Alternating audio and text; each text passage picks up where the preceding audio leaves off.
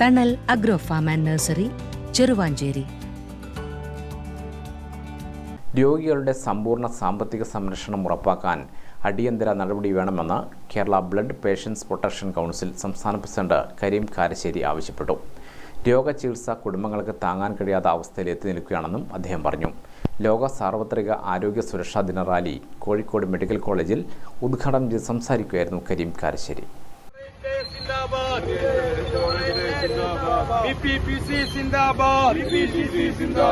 ആരോഗ്യ സുരക്ഷാ ദിന റാലി സിന്ദാബാദ്.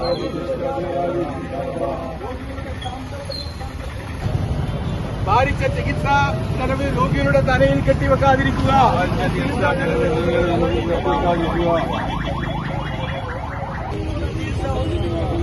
ഈശകാലിയാക്കുന്ന ചികിത്സാ രീതി അവസാനിപ്പിക്കുക. അതിൽ നിന്ന് കൈകഴുകുക എന്ന സർക്കാർ തീരുമാനത്തിനെതിരെയാണ് നമ്മൾ ഈ വർഷം ഈ മുദ്രാവാക്യം ഉയർത്തുന്നത്. ഇത് സർക്കാരിൻ്റെ ചുമതലയാണ്. ഈ വർഷത്തെ പ്രധാന പ്രമേയം തന്നെ അതാണ്. ഇത് ആരോഗ്യ സേവനം, ആരോഗ്യം എന്നത് സർക്കാരിൻ്റെ ചുമതലയിൽപ്പെട്ടതാണ്. അതിൽ ഒരു കാരണവശാലും വിട്ടുവീഴ്ച ചെയ്യാൻ പാടില്ല എന്നുള്ളതാണ്.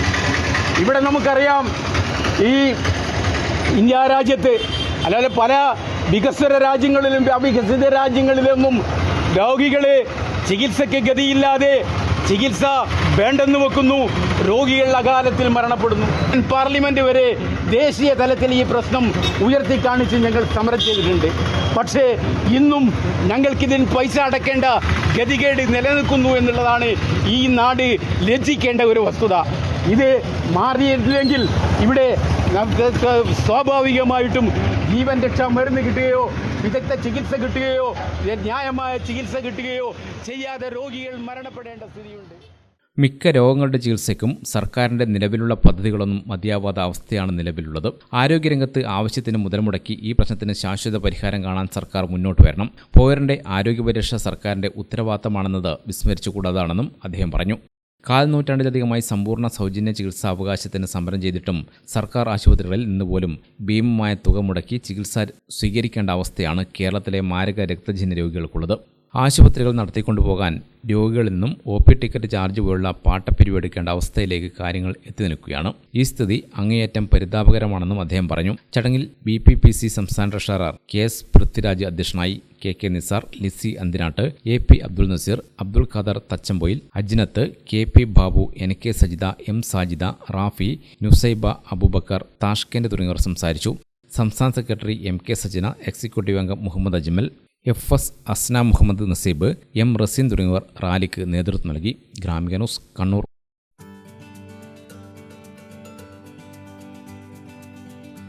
തണൽ agro farm and nursery, Cheruvanchery. Gardening രംഗത്ത് 4 നൂറ്റാണ്ടിന്റെ പരിചയ സമ്പത്ത്. വൈവിധ്യമാർന്ന അലങ്കാര ചെടികളുടെയും കാർഷിക നടീൽ വസ്തുക്കളുടെയും വിപുല ശേഖരം. ഹോൾസെയിൽ റീറ്റെയിൽ രംഗത്ത് 100 കണക്കിന് സംതൃപ്തരായ ഉപഭോക്താക്കൾ. വിദഗ്ധരുടെ മേൽനോട്ടത്തിൽ ഗാർഡനിംഗ്, ലാൻഡ്സ്കേപ്പിംഗ് ആൻഡ് മെയിന്റനൻസ് എന്നിവ ചെയ്തു കൊടുക്കുന്നു. Thanal agro farm and nursery, Cheruvanchery.